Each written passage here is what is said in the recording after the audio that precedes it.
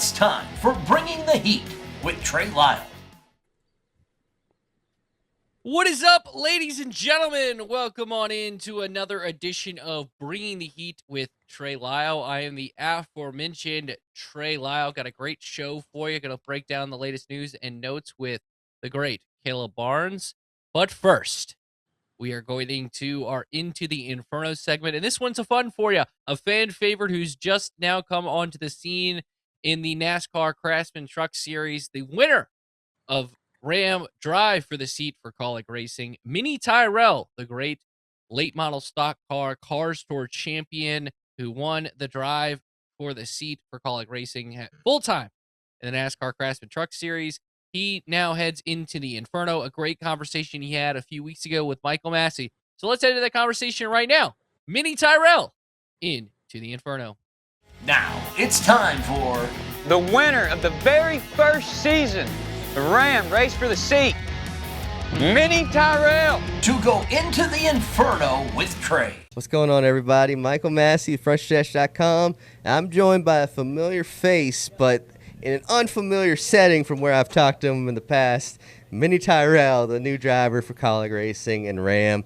Mini, how you doing today? Oh, doing awesome, man. It's such a privilege to talk to you here. And, we were just talking about, going from front stretch grassroots and all your guys and being interviewed by them in the late model world. And now being at this level, it's really cool to have you all doing this and getting to talk to you here, For sure. I've seen this guy win some races at Dominion and other places, and seen him on the fiery side too, where he's a little hot tempered. So, looking forward to seeing you bring that to the Truck Series. What's it been like I know you've been racing at, Dominion and Langley, Selva, all these Cars Tour tracks as well.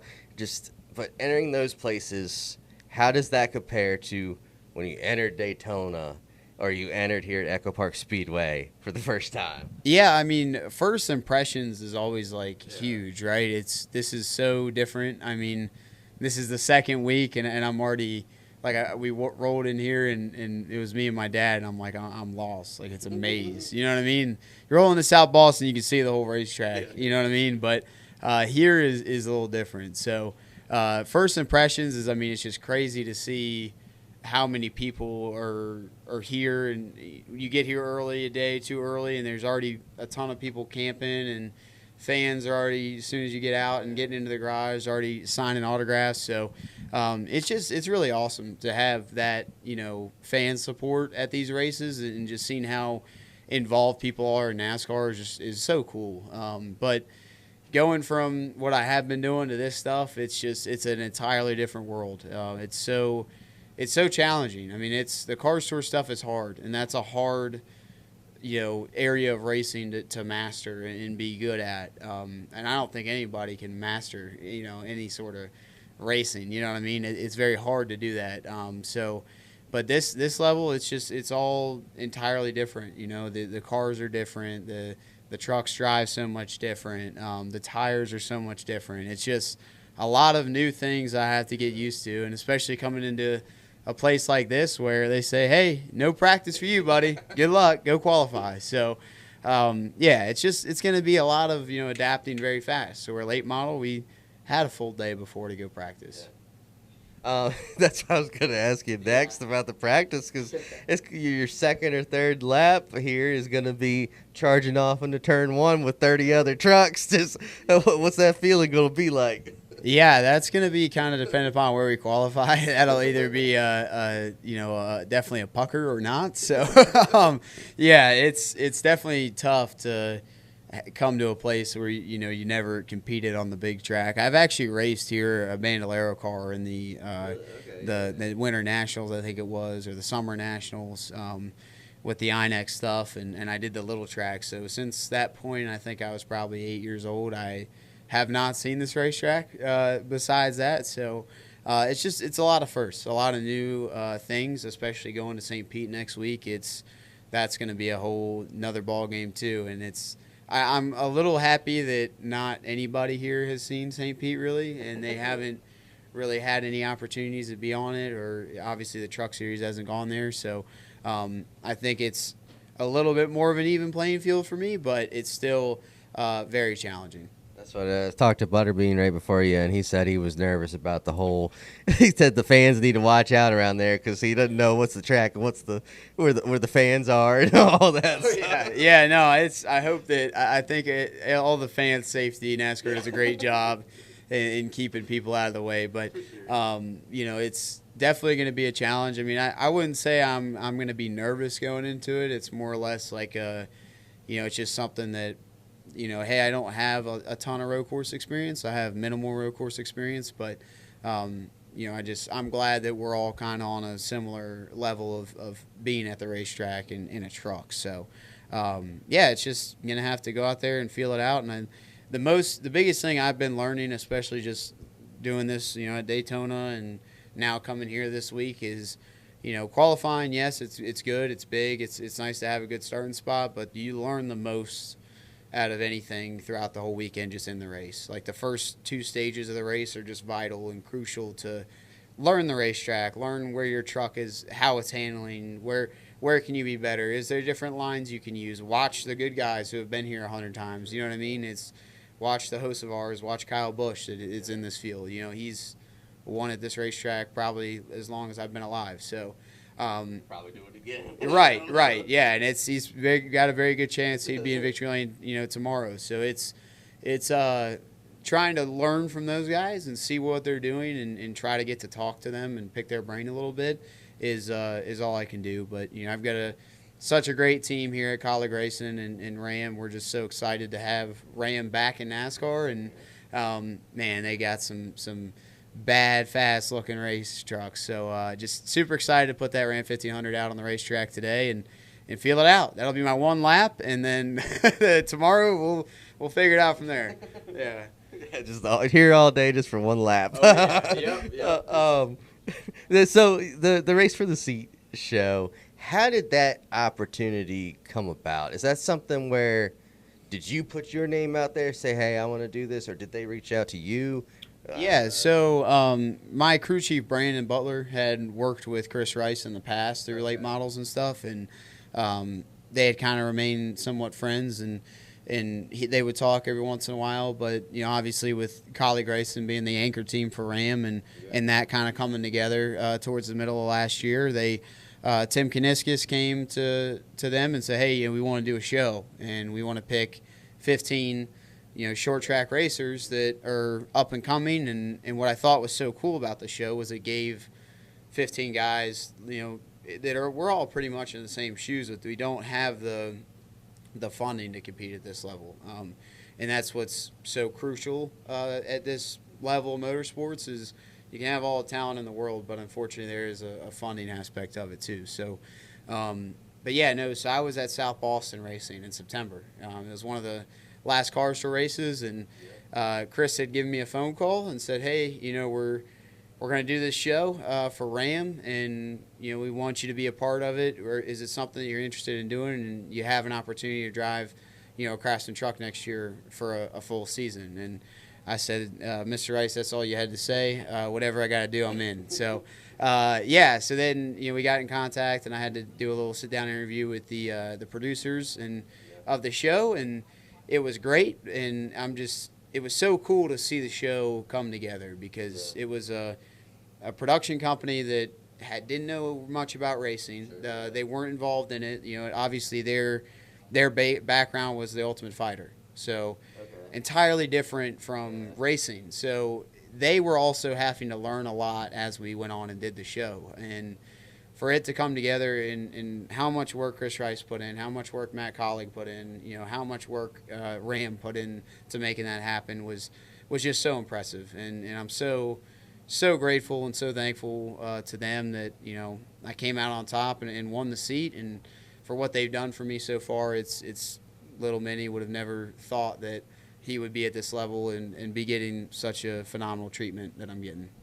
It's one of the things on the show where you seem to kind of separate yourself from the pack was a lot of the off-the-track stuff, like the press conference they had you do, the commercial shoot, which that was one of the hilarious parts of the show. Some of the funny episode. I think it was like episode 4 or 5.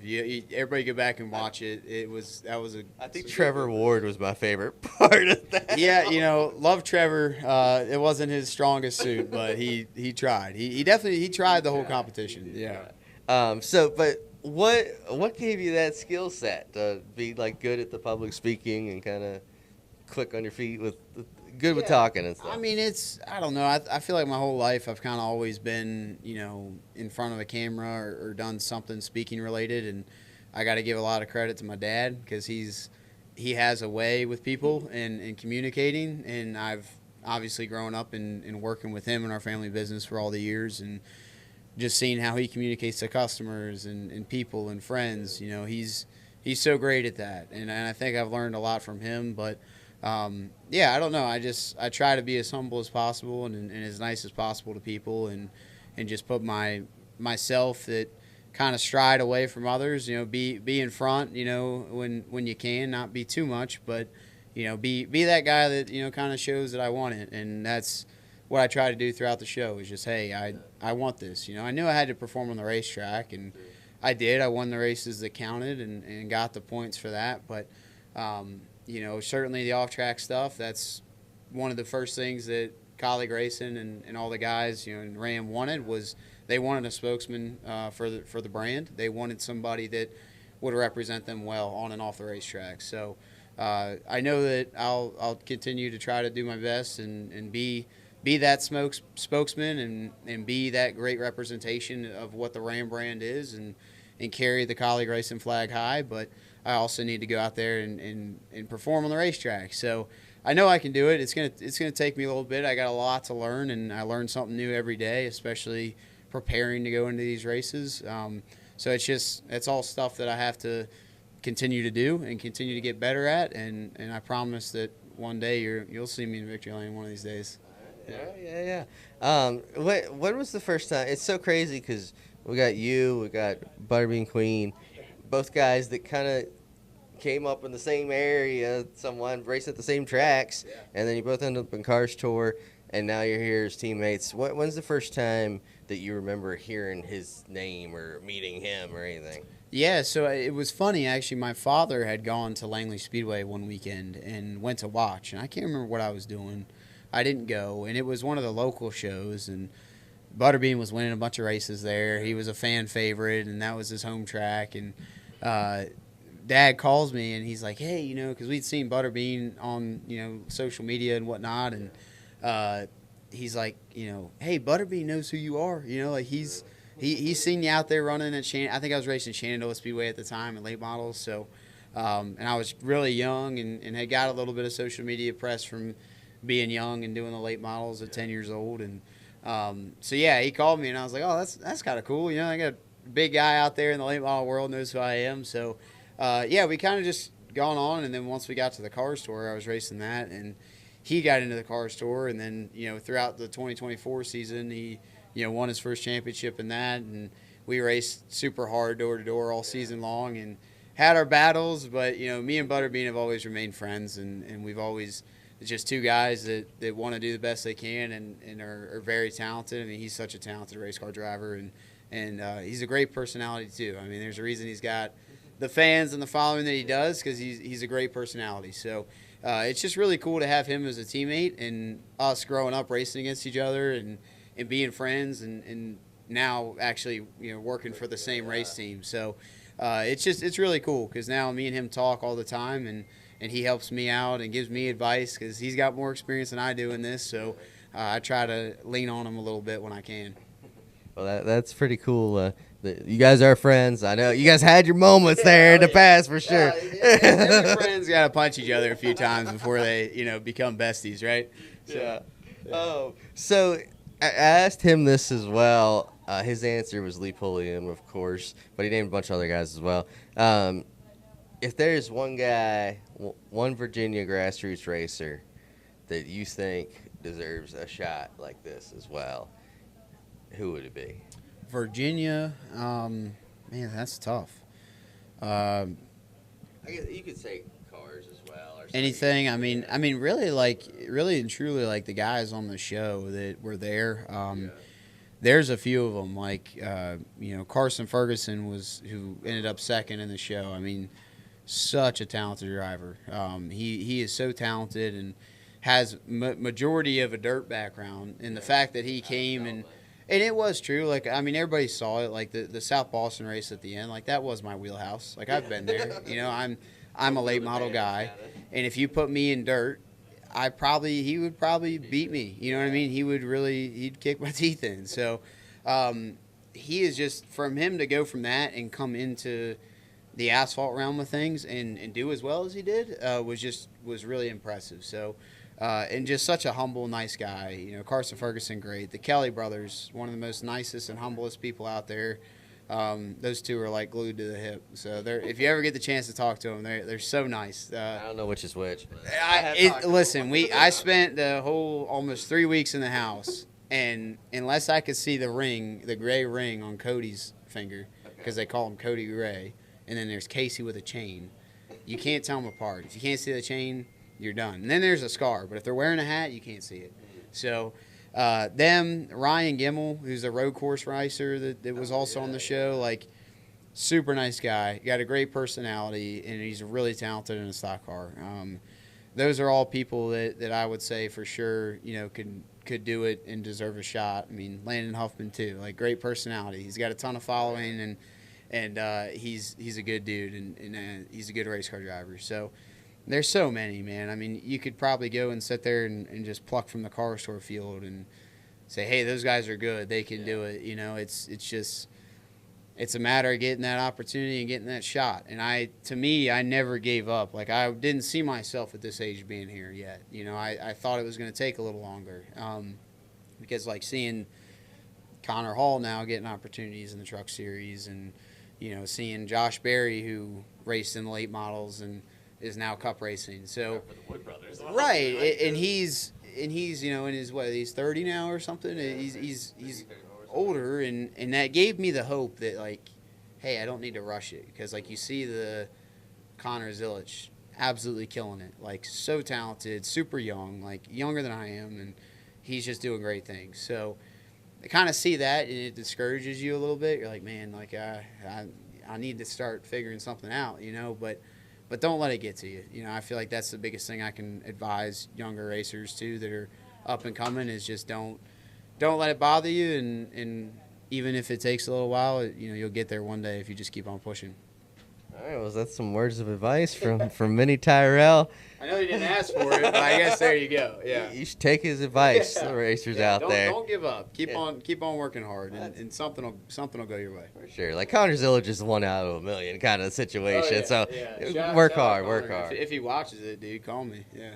Yeah, watch this, Connor. Share this video, Connor. For Mini Tyrell, it's been so much fun. I'm Michael Massie. Check out all our stuff on frontstretch.com and the Front Stretch YouTube page. We'll see you next time. Support these Front Stretch guys. These are the hardest working guys in the pits, getting people like my story out there, and even at the grassroots level. So go and watch those. Go watch those local drivers, and shout out Front Stretch. They do a great job. Oh, thanks, Minnie. That warms my heart. We'll see you next time. Thanks so much to the folks at Colleague Racing. Thank you to Minnie Tyrell, and thanks Michael Mastie for that great conversation. Look forward to seeing Minnie tackle Darlington this weekend for the first time in the NASCAR Craftsman Truck Series. So fun times for him, but a lot of news happening in NASCAR. Let's get to what's still hot. What's still hot? It's time to upgrade you on the latest news in NASCAR. Joining me now, as he does for, I would say, a majority of these, a man who is pretty, I would say his nervous level is probably at the highest of levels this time of year. Kentucky fan. Caleb Barnes joins us. Caleb, hope you're doing well. Yep, rocking the jersey. It's March. How are vibes? Vibes are good. How you feeling? I mean, you mentioned nerves are high. Honestly, this year, the way things have gone, I don't know that I'm super nervous or anything, because it wouldn't surprise me if Kentucky loses first round. It wouldn't surprise me if they make a run. At this point, there's a part of me that kind of wants basketball season to be over, but then there's just also a part of me where I hope that they do well and end up making a run and proving all the naysayers wrong. So it's I don't know. It's the end of basketball season. We're getting into the summer. More than anything, I'm just ready for it to warm up. We had some snow yesterday morning, or I guess ice that messed up the roads and everything. So I'm just ready for some warm weather. Well, vibes are not high around Daniel Dye right now. He has now been indefinitely suspended by NASCAR as of yesterday, March 17th. The move comes after a social media video surfaced where Dye made comments that could be constructed as homophobic about Team Penske driver David Malukas. The offending video showed Dye, who was opening up packs of trading cards while discussing his experience during the Grand Prix of St. Petersburg weekend. There, he met Malukas in the video, which he posted to Whatnot, which is a live stream e-commerce platform. Dye used language in what NASCAR deemed unacceptable. Caleb, we talked about this a lot on the Happy Hour podcast, but felt like based off of past, both for these kind of comments by other drivers and Daniel's Dye's past, it felt like this is kind of the precedent to have to take sensitivity training and get indefinitely suspended. Yeah, that was the first thing I thought about was sensitivity training. I don't know if you've seen that like picture of Squidward pointing, but I immediately was thinking of that picture and thinking sensitivity training. That's what's going to happen, and I'll be curious to see the road back, I guess, because unlike some of the other drivers that have had sensitivity, the Kyle Larson incident was very different with that suspension and everything that he had to do versus I think like Denny Hamlin, Kyle Busch, those guys have said things and had to go to sensitivity training and maybe a fine with that as well, but they didn't get suspended. But this one's different because this is basically strike two, I guess, for Daniel Dye with everything that's happened. And it's just one of those things where like being in the digital age and everything, especially for, a guy as young as Daniel Dye, you've basically grown up in the digital age. And I feel like we see this type of stuff happen so often. And not that it excuses it, it happens a lot with young people not thinking about that, but you got to be aware of like when you're on camera, when you're in front of people, when you're in a public setting. Not that saying anything in a private setting makes it any better, but you saw like Brent Cruz get up and kind of duck off immediately, and it's just maybe for smart reasons. Yes, yeah. And so it's just one of those things that like you just gotta use your head and be aware of what you're saying, and it just felt super unnecessary and super elementary was kind of the main thing. Like you see guys, it's different situation a little bit with like Cup guys having beef, but you think of Ross Chastain and Daniel Suarez. Daniel came out and had a few comments for the media, but stayed pretty reserved in his comments. And then Ross Chastain like told the guys like, "Not today, boys." I think that was his quote. And obviously Ross knows going into this weekend at Darlington, he's going to be in the media center with all of us pesky reporters asking him, "Hey, what's going on?" And at that point, he can either pull Kyle Busch or we'll touch on that in a second, Caleb. I know. But I'm just saying, like they took time, or they have taken time to go and review things with people that they're close with, and those words, those frustrations that they may have with each other, a lot of those are shared in private, but then they know once they go into a public setting that you have a little bit more decorum there. Whether, if you're on pit road around people or you're in a media center, like at that point, that there are cameras around and you got to watch what you say. And so that just trying to relate that, not going to anything else that we might or might not talk about later, but trying to relate that to this Daniel Dye situation is that his situation felt super elementary because as you grow up, you have these conversations and you realize when to hold your tongue or when something is just a thought and to let it go, and you don't have to act on all those things. And so I'll be really curious to see how long his road to reinstatement takes and what that kind of is like. But at the same time, with having, I don't remember how many years ago it was now, 2 or 3 years, but having that as well.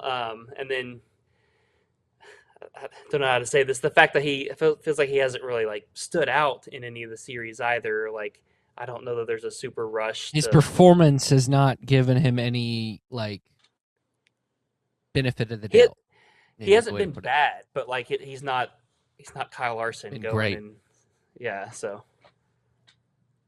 I mean, even Noah was really good in the Xfinity Series. yeah, When his whole ordeal went down, like you could see the talent. Daniel Dye hasn't even done that. Other news that's happening in NASCAR. Unfortunately, the Alex Bowman saga continues. He will be now, after missing the past 2 races, will miss the next 3. We talked last week, Danny and I, about did Allgaier signal maybe a more long-term position, and it appears so. Allgaier will fill in at Darlington, Martinsville, and Bristol. Caleb, looking at this situation, obviously the focus just goes on Alex Bowman. At this point, it's hard for me. Obviously, he's going to miss enough races where the chase is probably out of the question.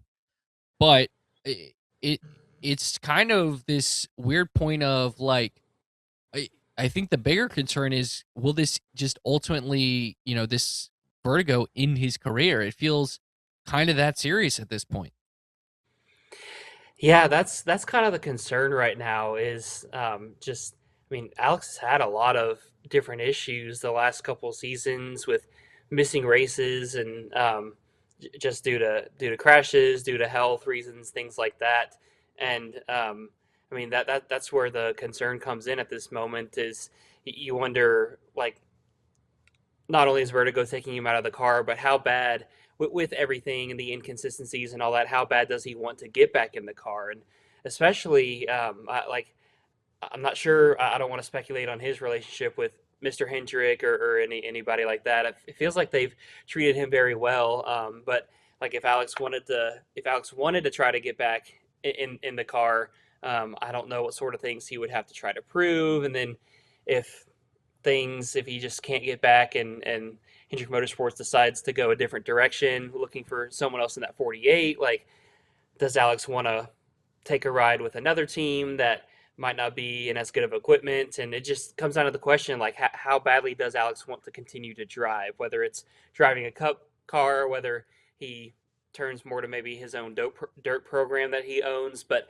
it's really tough because I mean, Alex, he's a very different driver from a lot of the guys I feel like that you see coming to the Cup Series, just from how he got his start filling in for Dale Jr. and kind of how he lit things up in those first couple of races. That race at Phoenix in 2016 or 2017, whatever year that was, and then he's been a solid, serviceable driver, but you hate to see this, especially with the unpredictability of it.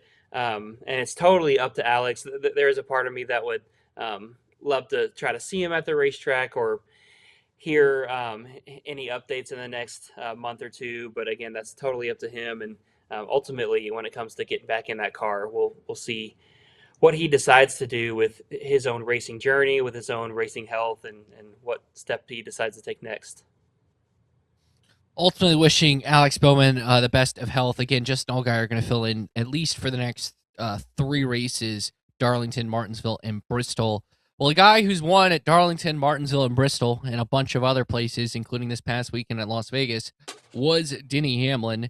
Denny Hamlin got his 61st win of his career, making him solo 10th, moving up on the all-time wins list. The next bar is Kyle Busch at 63. But most people this week have talked about Dale Earnhardt being the next spot. He is at 76. You have Cale Yarborough at 83, tied with Jimmy Johnson. Maybe 83 is out of the reach considering how many years he has left. But I will pose this question to you. How high can I think he's going to pass Kyle Busch, because I don't see Kyle Busch getting a win anytime soon.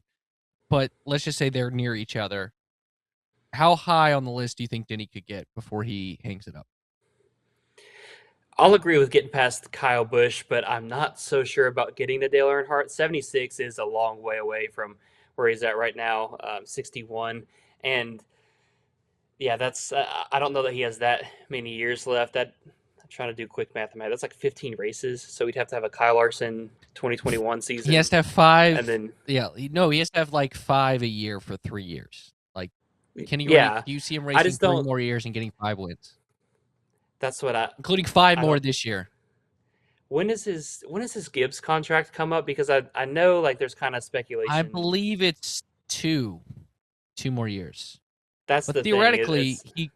he could do whatever race he wants after he leaves Gibbs because he owns a race team. So like, Yeah, like if he stays full time for 3 seasons, I think he's got an outside chance.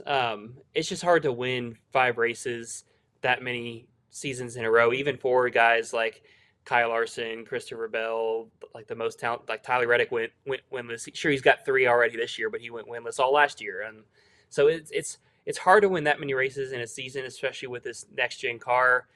And then it would depend on what he does after 2 years. If he does decide to run full time with his own team, or if he signs another extension with Gibbs, I think he could get there. But honestly, just going part time, I don't think he would have a shot at catching up if that were the case. well, speaking of, I don't know if this is catching up. They sort of didn't catch up, but maybe they need to. We'll talk about a couple former teammates for our soundbite of the week. Well, Tony, what angered you at the end of the race? What did you take issue with? What the hell do you think I was mad about? Dumb little runs us clear down to the infield. He wants to about everybody else, and he's the one that drives like a little. I'm gonna bust his ass. Thanks, Tony. Thank you. Hold on, boys. I got to reload the clip. I still have the Kai Gibbs one from last week. All good.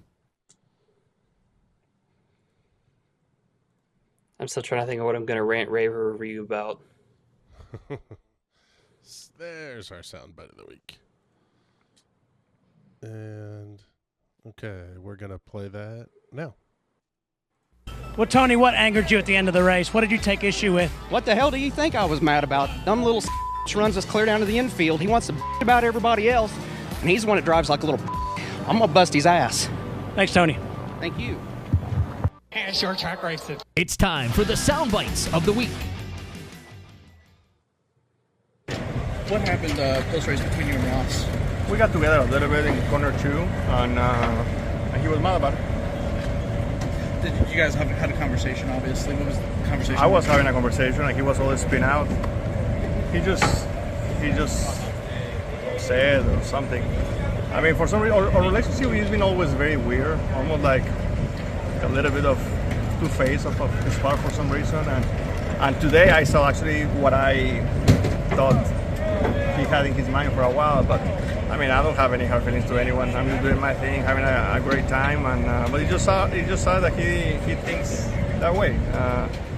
But listen, at the end of the day, you know, it's not my first rodeo. You know, I have had to go through a lot to be able to get to this point, and that's just who I am, and that's the journey I have had to take to be able to come from a different country. So it's just part of it.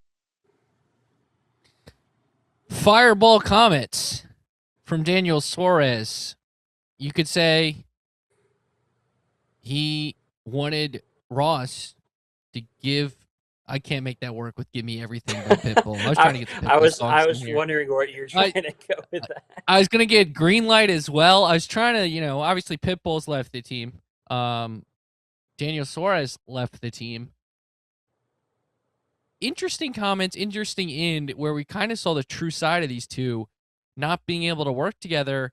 Daniel Suarez has had a run-in with every Trackhouse driver, which he admitted he didn't try to do. But what did you think of this kind of interaction where, you don't want to call them exes, but, we deep dived this in a happy hour as well, but it seemed to, the true colors seemed to come out for each guy on Sunday. Well, Daniel Suarez to start the season has seemed pretty inspired. Take a note out of your book, see what I did there, Trey. But, I mean, Proud of you. I'm kind of on Team Daniel with this one. I know he's had the run-ins with all the Trackhouse guys. I kind of feel like it just has been circumstantial, incidental in the majority of those. I think he was a little rough with some of them. I think at the Clash was when he was running through SVG. But like the one with Zillage, that happens every year at COTA. It just happened to be those two. And then really this one, like, I don't know that I saw Daniel do too much on his, like, it just looked like they were racing, and it just looked like Ross kind of took a little bit of exception to it. Um, at the same time, just with the Ross thing, it was really interesting. He used the two-faced comment because there's another driver in the garage that a lot of people say is two-faced, and it's Joey Logano. And on the track, I feel like those two have very similar racing styles, but off the track is where I think like Joey gets the two-face because he gets out of the car, or I guess, well, before he gets in the car, so not necessarily after, but he's all smiley and happy and everything, and then gets in the car and races everybody super hard. Whereas Ross races everybody super hard, kind of the same style, but I mean, I feel like he's not as cordial. He's already told people he's not out there to make friends. But Well, he going doesn't really back to- say anything off the track for reasons. That's also true. Yeah. But going back to last season, like, I mean, I feel like it was kind of, you could kind of see throughout the season, especially looking back on it now, that once it became obvious that Suarez was on his way out with the team, it just kind of felt like they kind of hung him out to dry. And like the relationship, he wasn't super close with either of those two teammates. Shane was out doing his thing, winning all the road courses. Ross had won the 600, and Suarez was kind of struggling. And I don't know. I'm sure for Daniel, that's when some things probably he started feeling ostracized. But I mean, as to any sort of speculation on what happened behind the trackhouse doors, any of their interactions, things like that, I can't speak to it. But just the words that Daniel used was very interesting, and that's what I'm hoping we can get a little bit more from Ross. Ultimately, I think this is going to be one of those things in like 30, 40 years when these guys are older, retired, and they hop on Dale Jr.'s podcast, then they'll like open up and talk about what actually happened, and maybe they'll make up or something. But I mean, I'll give a shout out to Suarez. It feels like he's done a really good job starting off the season. He's definitely surprised me in the Spire equipment. That 7 was rough last year, and he's been putting that 7 in some pretty good spots to start the season. Well, that's a good point, but he's going to be on this podcast, not Dale Jr.'s podcast, because that's what we want, Caleb. Come I on. should have plugged. Come on, I'm Caleb. sorry, Trey. I forgot what I'm supposed to do here. Well, it's time to wrap up the show. Let's hit that checkered flag and wave it one more time. It's going to be a drag race all the way back to the start-finish line. No caution. They're side by side, right to the line. Big crash. Here they come. Checkered flag. The checkered flag is out, and it's time for the final thoughts. Final thoughts. Anything you want to rant, rave, or review about? Caleb Barnes, the thoughts are yours. I've been trying to rack my brain. I do want to get this off my chest, Trey. I have something in common with Oscar Piastri. We both completed the same amount of laps in a Grand Prix this year in Formula One. So, it's the same for you. Congrats that neither one of us have. Wait, he didn't do any. So I didn't watch the Chinese Grand Prix. He did 0 in the Chinese Grand Prix too. I believe so. I didn't. I saw neither of the McLaren started the race, so it's rough for them. Okay, I didn't know that. Yeah, well, welcome to Formula One. Meanwhile, over here in It's hard to world- watch on Apple TV, so but go ahead. Yeah. Meanwhile, over here in NASCAR world, I know people have like been complaining about the races at COTA and the race at Las Vegas, and I feel like it's been a pretty serviceable season so far. Like, I mean, you didn't have the crashes and chaos that we saw at Phoenix, but I thought there was some pretty solid action with the race battles on track at Las Vegas. And they kind of got spread out, but you could see some of the guys moving through the field. Like Denny Hamlin hounded William Byron for a little bit in the start of stage 3, and then got by and pulled away, and then Byron tracked him back down and battled. You had Bell and Larson.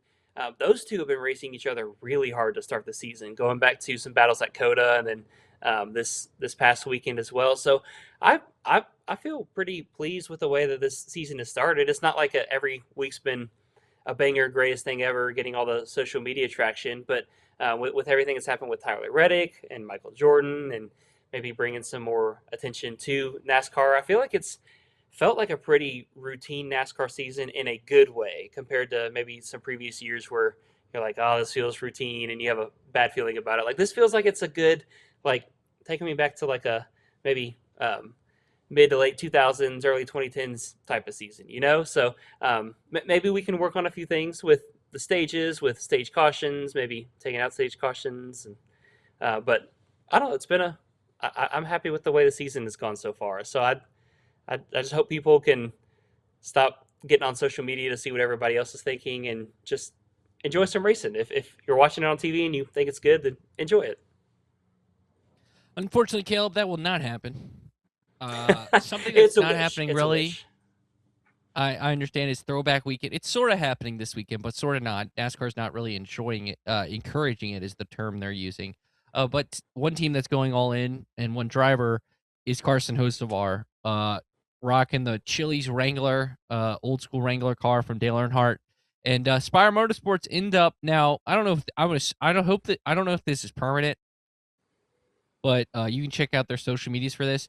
Gave him a Pontiac Grand Prix in that exact colors. It's even got the Chili's logo on it, a la his truck. Wow. Oh, look, Chris is throwing it up there. Look at that. Shout out to Chris here. So if you're watching on our YouTube stream, which is youtube.com/frontstretch, you can see it. It's really cool. It's kind of like the car. It makes it. I just have to say, this is some fine work by Spire Motorsports. You know, we talk about the court of public opinion. Says they're in a lawsuit, they're winning it, and credit to them. But that will do it for us today. Shout out to Chris Graham, our producer, who helps produce Happy Hour. Caleb also helps produce this, so I want to shout him out as well. At Caleb Barnes _. Yeah, that's what you do. And then I just talk into this microphone. And I put some video I put the extra videos together, and Chris puts it all together. It's like we're great trios tag team for this podcast. He's really our podcast good at talking too. I try. I'm my dad said I had a face for radio, so I had to talk good for a living. But for Chris Graham, for Caleb Barnes, I'm Trey Lyle. Thanks so much to Michael Massie and Mini Tyrell and all the folks at Colleague Racing for setting that up as well. Signing off for now. We're back next week with another edition of Bringing the Heat.